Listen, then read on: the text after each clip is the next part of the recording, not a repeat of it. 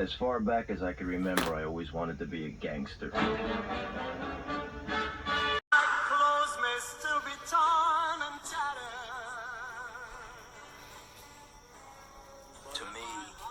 being a gangster was better than being president of the United States. Even before I first wandered into the cab stand for an after-school job, I knew I wanted to be a part of it. Jeez. Poor Frank. I know he's feeling like quite the orphan. But he's not. Frank is actually my favorite child, by the way. Oh, man. You guys wouldn't believe how heavy this damn thing is. With this goddamn UFO in the back wheel. That bike's gotta weigh 200 pounds. I haven't even tried to pick that thing up off the ground. Cause just picking the rear up alone is heavy as crap. Anyway, what's going on, E-World, lottie-dottie, everybody? This is not one of those awesome learning videos. Well, none of them are awesome, but not a learning video, just a little conversational piece this morning, and just wanted to clear up a few things because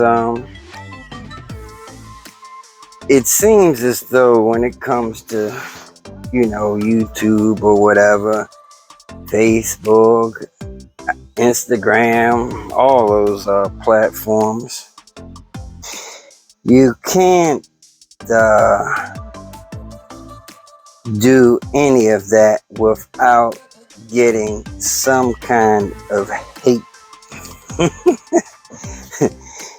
There's a lot of haters out there. It's just unbelievable. So I'm basically directing this video at the haters. And I just want to let you haters know that man, y'all directing all that hate in the wrong direction. I'm nobody that you should be hating on. You know, if I do little shorts or videos, little satires, for the most part, I'm just having some fun. But I'm by no means trying to show off or, you know, belittle anyone.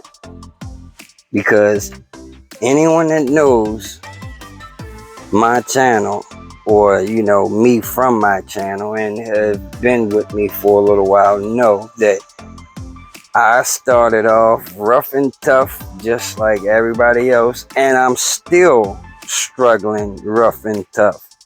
It's not like I've made it to that status that I would call being successful, because I'm still just a fucking peon.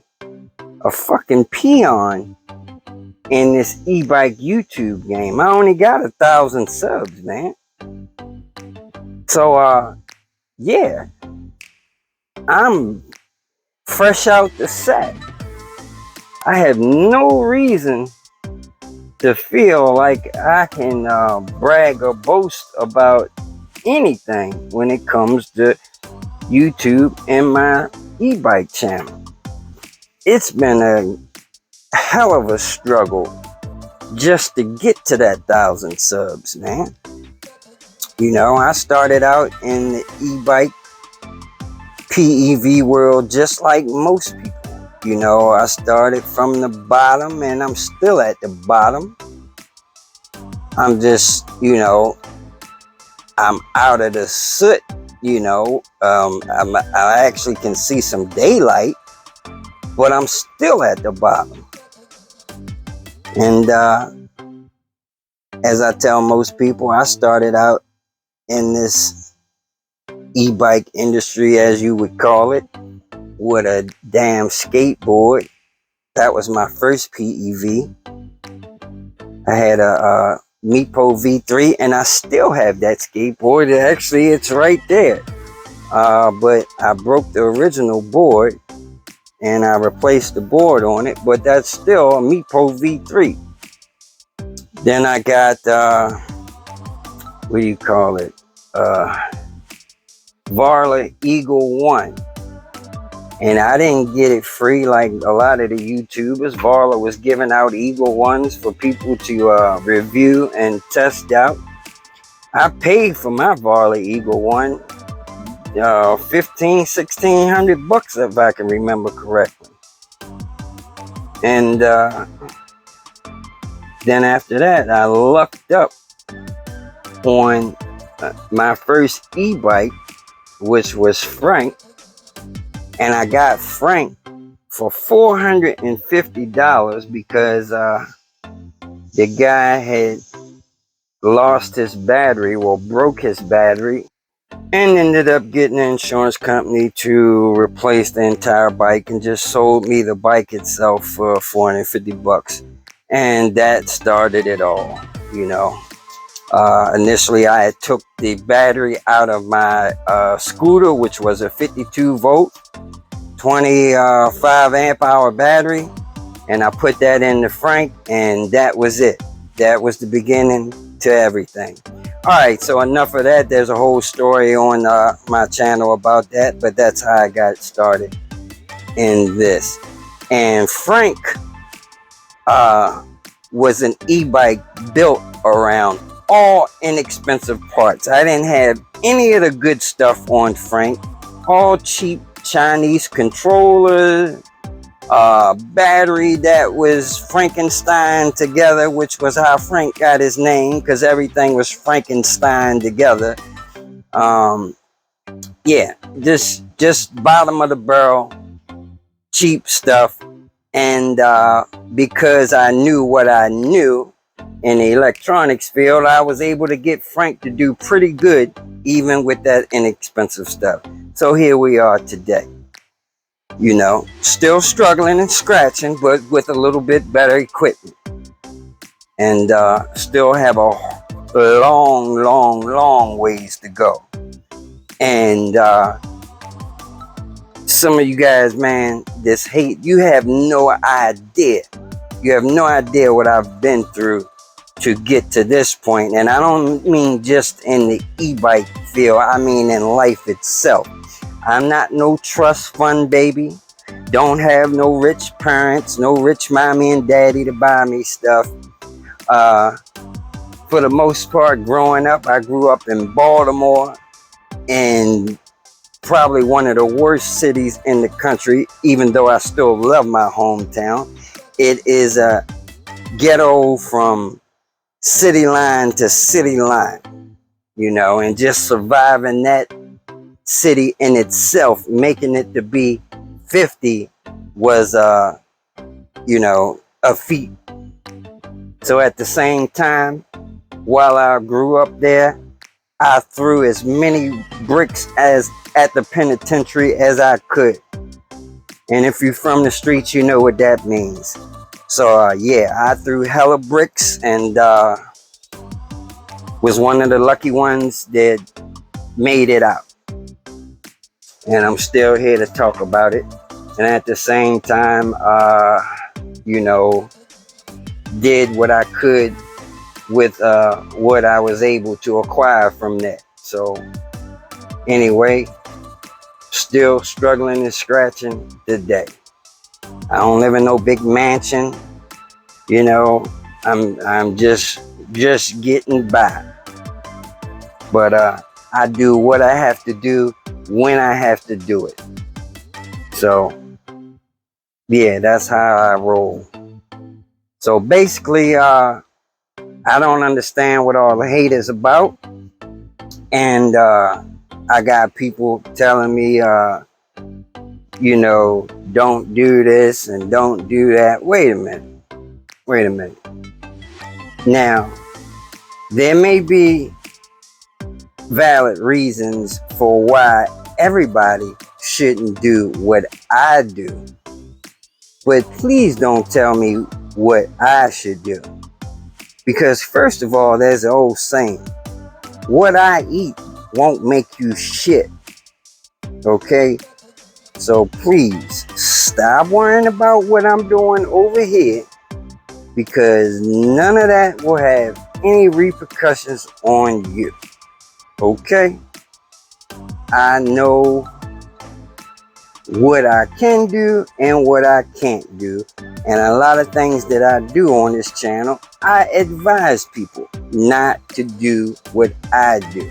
All right? But I also try to show them the correct way to do it, because you can't stop people from doing what they're going to do. They're going to do it anyway. But I tell people all the time, stay in your lane. A lot of this stuff, these, we consider them toys, but at the same time, they're not toys. They're very dangerous, especially as far as these lithium batteries.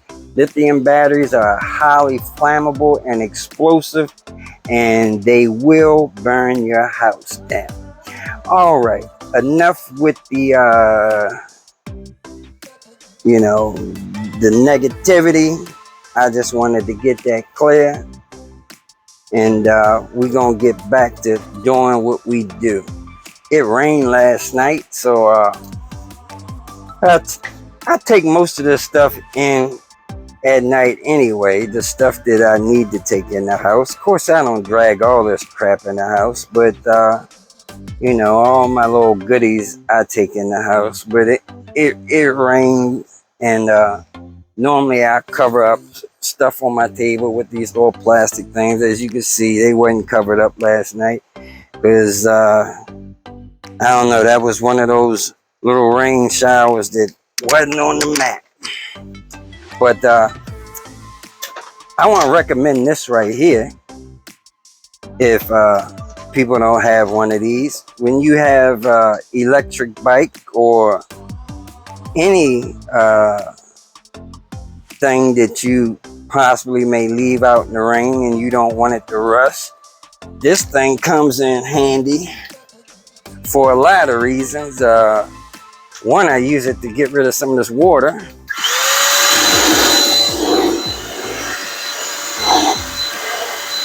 Like that.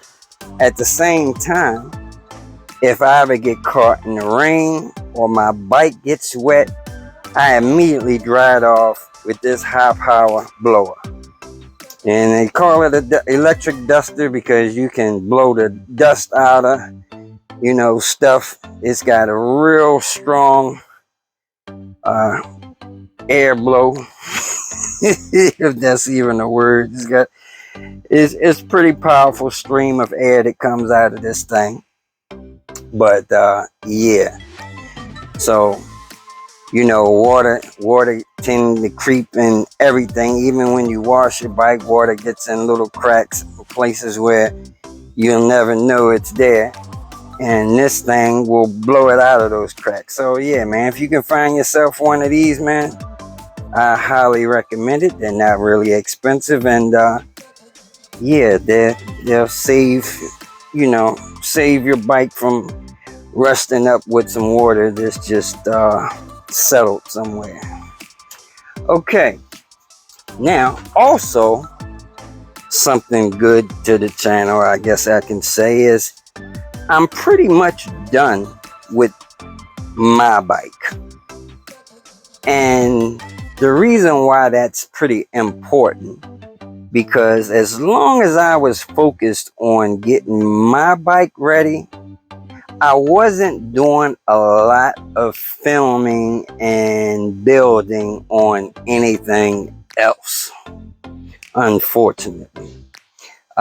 Yeah, I'm an e-biker just like you guys are. So at the end of the day, I want my bike to be nice and fast and customized to my liking, just like everyone else.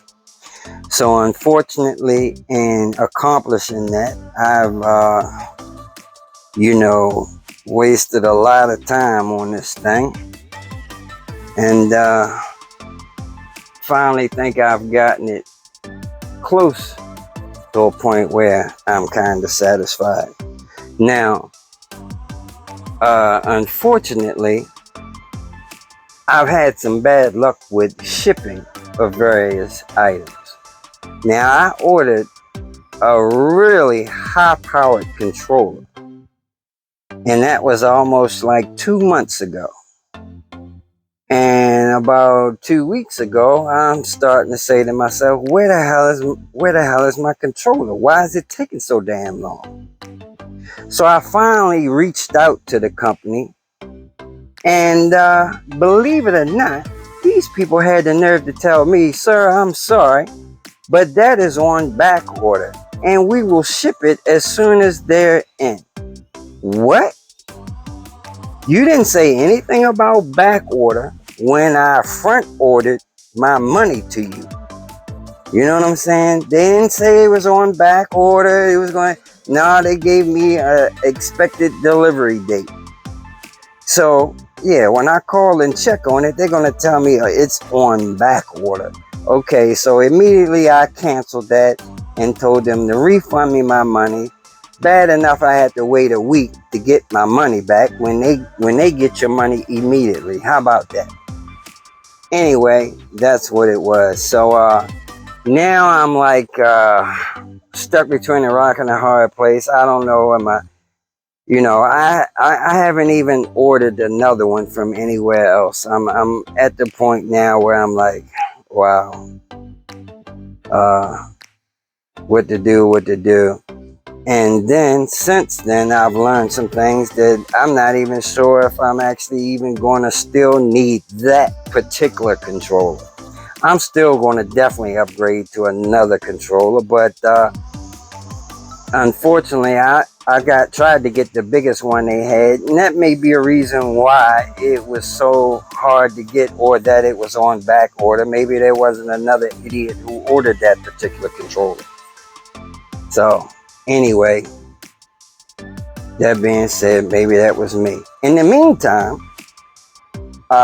it's not that I wasn't aware that Sabatons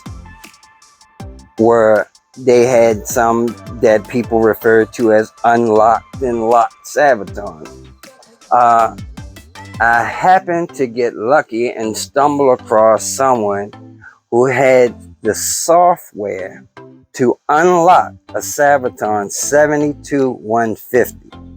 And if you don't understand what unlock means, it's exactly that. If you go into your Sabaton 72150's MQ Con app, whatever that app is on your phone, you'll notice that you're only allowed to make certain adjustments and take them to certain ranges, like your DC amps, the max you could set that at is 150. Try to set it beyond anything and it goes back to 150. Same with the phase amps. Try to set that beyond 350 and it will go back to 350. It is locked in at those parameters.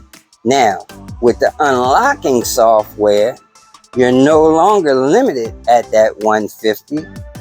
In fact, there are no limitations, which means you can burn your controller up now by putting something in there that exceeds the capabilities of the electronics in that controller itself, and definitely exceeds the parameters of your battery and BMS.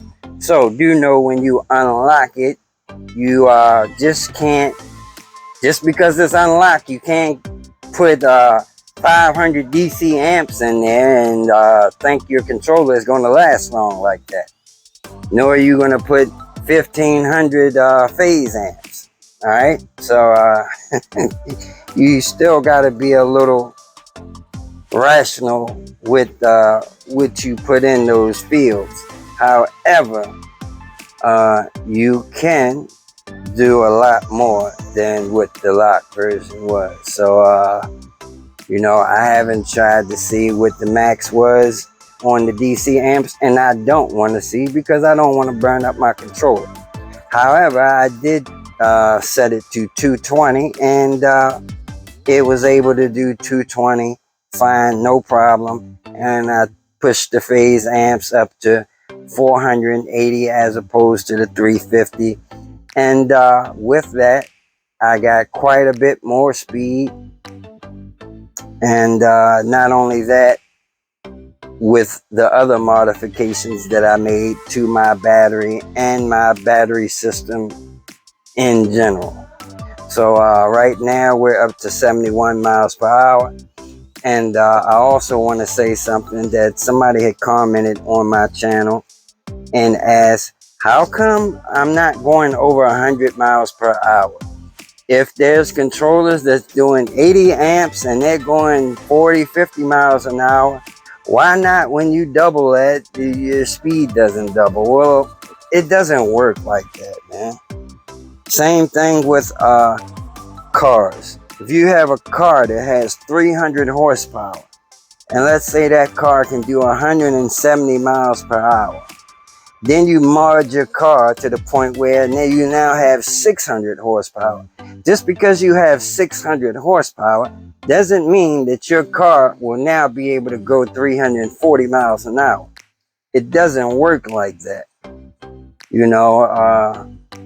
Power and increase in speed, sometimes it almost takes double the power to achieve another 10, 20 miles an hour. Not double, but it takes quite a bit more. But it's surely doubling the power will not double your speed. No, it does not work like that. If that were the case, we would have 200, 300 mile per hour e-bikes, because this guy's out there running lots of power. And I may be wrong, but there's not too many e-bikes doing 100 miles per hour, period. I'm sure there's one somewhere, and I don't know what he's running or whatever, but there ain't many of them.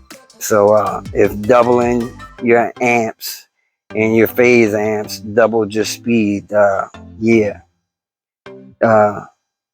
be a whole lot more e-bikes on the road too, because they would be outrunning a lot of cars and motorcycles at that point. So it does not work that way. Anyway, that was just a little conversation that I had for you guys this morning. Part 2 or lesson 2 of my e-bike class will be coming out soon. I'm going to try to do like at least one of those per week. Man, if you paid attention, I'm up to like over 400 and some videos on my channel. Now, I probably say that only about maybe 30 or 40 of those videos are good videos where you actually are learning something from. The other ones are just, hey, it is what it is. You can't always come up with content that's going to be a teaching or, learning type video and make 400 of them in 5 or 6 months. So, like I was telling the haters, I put in a lot of work to get to where I'm at, and I'm only at 1,000 subs. A lot of times it doesn't take most people nowhere near that. You got people that have 12 videos and have 5,000 subs. So, that's just the way it goes. But don't tell me that I haven't put in the work to try to get my channel up to where it is. Anyway, as far as that unlocking software for the Sabatons, I think I'm going to put that on my Patreon. because my Patreon members haven't really gotten anything exclusive up to this point. So, yeah, I'm going to try to figure out a way to put that Sabaton unlocking software on my Patreon page. And, yeah, it should cost something, because for one thing, there is no link that I can give you to that. I have to email you that software. It is a big whatever you call it. It's a big what's the word? The file. It's an extremely large file. So I have to email that file. So yeah, for me to be able to send that to you, I gotta sit down and actually do a little bit of work to send you that. So my cheapest Patreon thing is $3. Now, if you don't feel like that information is worth $3, then I guess you'll source it somewhere else. But anyway, my Patreon guys, you'll get that. All right, y'all, take it easy. Take care. Deuces. I ran my mouth enough this morning. Wow, can't even get in frame. We out of here. Crooked Finger Production. You know what it is. Peace.